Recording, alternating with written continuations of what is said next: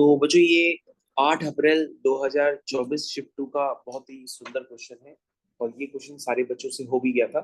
इसका एक बार हम लोग डिस्कशन कर लेते हैं। इसमें लिखा है in an increasing geometric progression of positive terms. तो इस लाइन में इसने बहुत कुछ कह दिया। इंक्रीजिंग ज्योमेट्रिक प्रोग्रेशन है, इसका मतलब कॉमन रेशियो आप समझ गए होंगे किस तरह से लेना है। चलिए भाई, the sum of the second and six term is 70/3 and the product of third and fifth term is 49। तो बच्चों को सब कुछ तो दे दिया है ना। आपको क्या क्या दे दिया भाई, सम दे दिया सेकंड और सिक्स टर्म का, प्रोडक्ट भी दे दिया। देखो ये बच्चों सम भी गिवन है और प्रोडक्ट भी गिवन है। जब ये सारी वैल्यूज गिवन है तो आप इनको वैल्यूज पुट करके सिंप्लीफाई करना स्टार्ट करो। तो आपका ये T2 आ जाएगा, ये आपका T6 हो गया, इनका सम जो है 70/3 हो गया। उसी तरह से T3 इंटू T5 अगर आप करेंगे तो वो प्रोडक्ट आपका 49 है, वो 49 हो गया। अब बच्चों आपको करना कुछ नहीं है, आपको इक्वेशन 1 और इक्वेशन 2 को थोड़ा सा स्मार्टली सॉल्व करना है। अगर आप इसको स्मार्टली सॉल्व कर लोगे 1 और 2 को, तो आपके पास फुल एंड फाइनल आंसर यहीं से निकल के आ जाता है।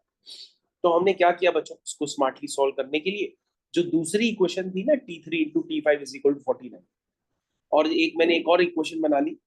कैसे बनाई, इक्वेशन नंबर 1 पे मैंने कुछ कॉमन ले लिया AR, तो ये आपकी ये वाली इक्वेशन बन गई। और फिर हर बार की तरह जैसे डिवाइड करते हैं, डिवाइड करके A को एलिमिनेट कर दिया और R यहाँ से निकालने की पूरी कोशिश की। जब बच्चों R निकालोगे तो R की यहाँ पर दो वैल्यूज निकल के आएगी, एक 3 आएगी आर स्क्वायर की वैल्यू, और आर स्क्वायर की वैल्यू 1/3 आएगी। भैया इंक्रीजिंग जीपी है तो कॉमन रेशियो 1 से बड़ा होगा, तो आपने आर स्क्वायर की वैल्यू 3 ले ली, मतलब R आपका √3 हो गया, और 1/√3 को आपने रिजेक्ट कर दिया।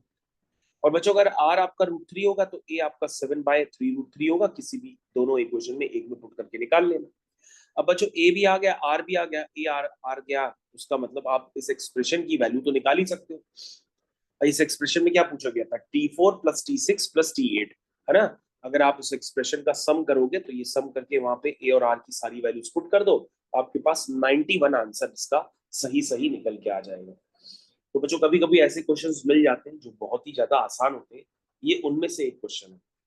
तो बच्चों अब आप इस वीडियो को पॉज करके अपनी सॉल्विंग खुद से कंप्लीट करिए, और उसके बाद कुछ कैलकुलेशन एरर होता है तो आप इस सॉल्यूशन को देखिए, उससे आपको समझ में आ जाएगा। ठीक है, तो मैं इस वीडियो को अंत करता हूँ। Thank you.